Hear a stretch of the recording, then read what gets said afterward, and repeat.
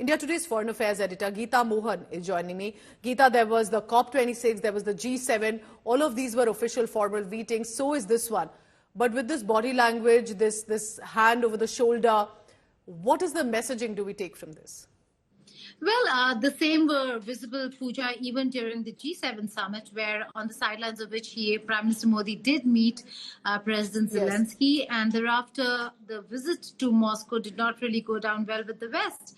But I was speaking with the head of the President's office, Mr. Andrei Yermak, in an exclusive conversation. Yes. He said that there is an understanding that there is a growing understanding of India's position within Ukraine as well. But yes, they would want India to see be more assertive when it comes to peace, be more assertive when it comes to the role that India can play, given the unique position it enjoys vis-a-vis Russia, as also Ukraine and the West.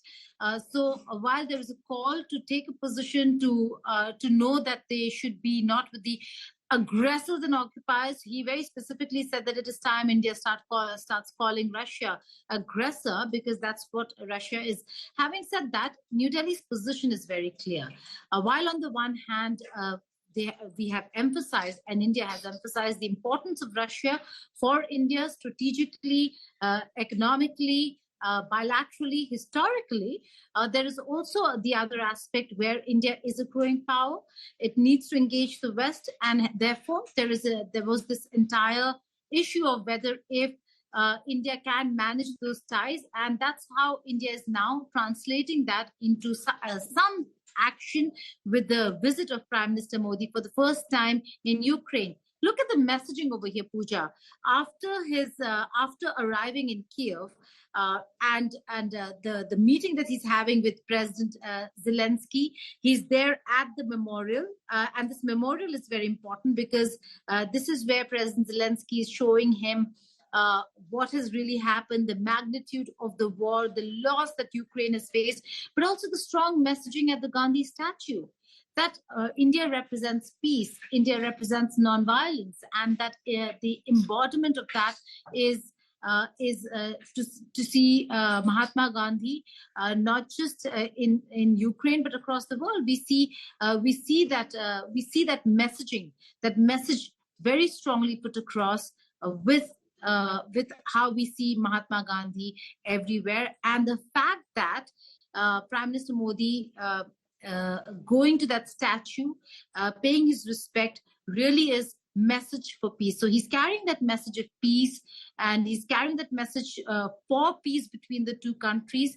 One will only will have to wait and see whether if that really translates into the two sides coming to the negotiating table, because at this point in time, with Ukraine having breached Russian territory, it doesn't seem likely that the two sides will be coming to the negotiating table. Although I should add over here that in that interview with Andrei Yermak, he very clearly said that when the second peace conference or the peace summit is held, Ukraine is indeed going to invite Russia. Geeta, also tell me this, as we look at these visuals that are coming in, I don't think we've ever seen a meeting or an interaction of this nature of Prime Minister Modi. Usually it's, of course, there is a handshake or a hug, but it's very different in nature. No smiles this time. There is definitely this somber moment that we see. How do you make of this visit? Because whether it's Putin or anyone, in fact, there is a lot of cultural performances that are happening. It's a very different momentum and sentiment at that point, isn't it? Well, it is, but mixed feelings over here, Pooja. He was welcomed with a lot of pomp and circumstance. True. The Indian community was right there outside the hotel, waiting for him, dressed in their finery. And they actually were very excited to see Prime Minister Modi. And even in our interactions with the Indian community that we went across to Gaurav Sawant's with, they were very excited. So after the war broke out, quite a few of them had left Ukraine for safety back to India or elsewhere in the bordering countries, and then returned to Ukraine when they saw that Kyiv still is a safe place to be in. And right now what we're seeing is the leadership meet. It is a somber moment because many lives have been lost. Nobody wants a war. Nobody wants a prolonged war for sure. So there has to be an end to the crisis and to the war between the two countries, because that is leading to a lot of economic crisis between the two states, so on and so forth. But there's also realization that India can be an important partner. Remember, in the beginning of the war, when India took a position on Russia, the Ukrainian ambassador was recalled from India. He was asked to go back because President Zelenskyy almost had a zero tolerance policy for anybody who was standing with, supporting, or seen to be supporting Russia. But slowly and surely enough, we've seen a change in that position.